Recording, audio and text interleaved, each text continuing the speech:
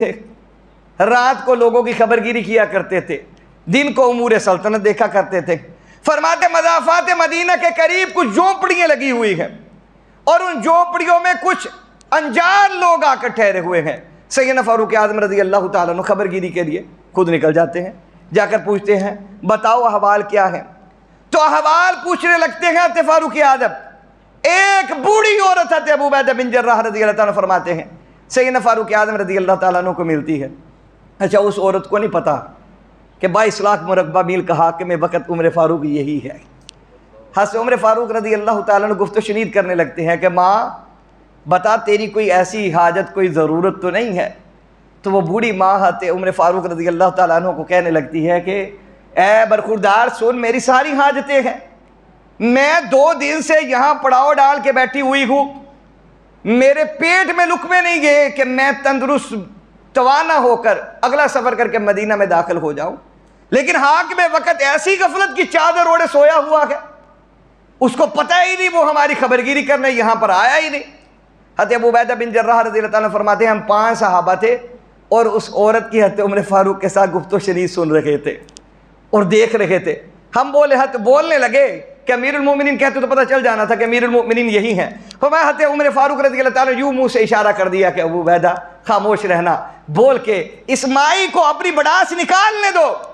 یہ حاکم وقت کو جو کہنا چاہتی ہے اس کو کہنے دو۔ وہ یوں قصیدہ پڑھنا شروع ہوئی کہ عمر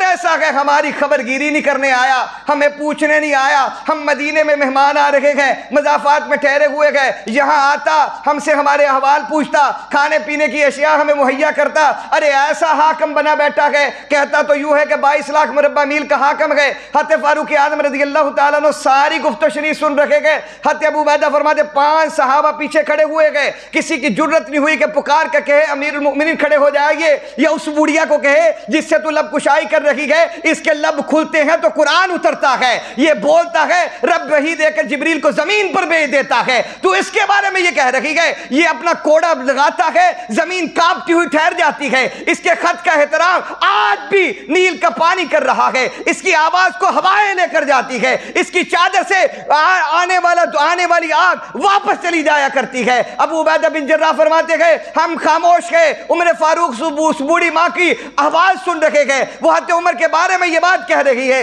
حاکم وقت نے ہماری نہیں سنی۔ حضرت عمر فرماتے ہیں پھر ماں اس کی صدا کیا ہے؟ اس کی صدا کیا ہے؟ وہ بوڑھی ماں حضرت ابو عبیدہ بن جراح فرماتے ہیں تو عمر کو کہنے لگتی ہے حاکم وقت کی صدا یہی ہے، خود یہاں چل کر آئے اور میری خبرگیری کرے، جس طرح اس نے اپنی موج میں یہ بات کہہ دی ہے۔ ابو عبیدہ بن جراح فرماتے ہیں اتنے میں 6ٹا صحابی آتا ہے اور وہ پکار کر کہہ دیتا ہے امیر المؤمنین، اس مائی کے حواس باختہ ہو جاتے ہیں، وہ قدموں سے کھڑی ہو جاتی ہے کہ میں جس سے بات کر رہی ہوں فاروق اعظم یہی ہے، اسی کو عمر فاروق کہا جاتا ہے، اسی کی آواز کا دبدبہ لگ رہا ہے۔ وہ بوڑھی مائی کھڑی ہوتی ہے، فاروق اعظم کی آنکھوں سے اشک جاری ہوتے ہیں، فرماتی ہے بوڑھیا تو بیٹھ جا، میرا قصور ہے، ظالم میں ہوں، حاکم میں تھا، مجھے چاہیے تھا میں چل کر آتا، لیکن سن آج بھی میں خود چل کر آیا ہوں، تیری خبرگیری کے لیے مجھے کسی نے نہیں کہا، میں نے خود ہی فیصلہ کیا، میں فلسطین سے مدینے جا رہا تھا، میں نے لگی جھونپڑیاں دیکھی، اے ماں مجھے اگر کوئی احوال نہیں بتائے گا مجھ تک تمہارے احوال نہیں پہنچ سکتے۔ فاروق اعظم فرماتے ہیں